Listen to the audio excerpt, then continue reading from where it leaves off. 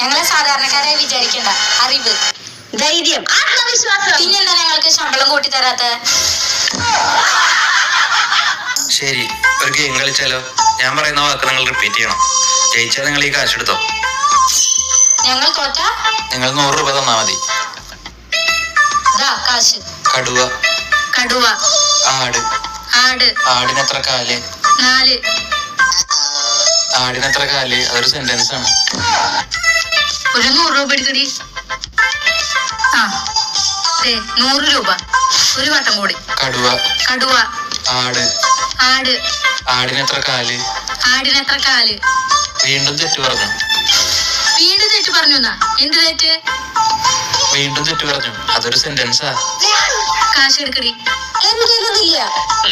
നിന്റെ കാശ് എടുക്ക്. ഞാൻ തരില്ല. 100 രൂപ. തുടങ്ങാം.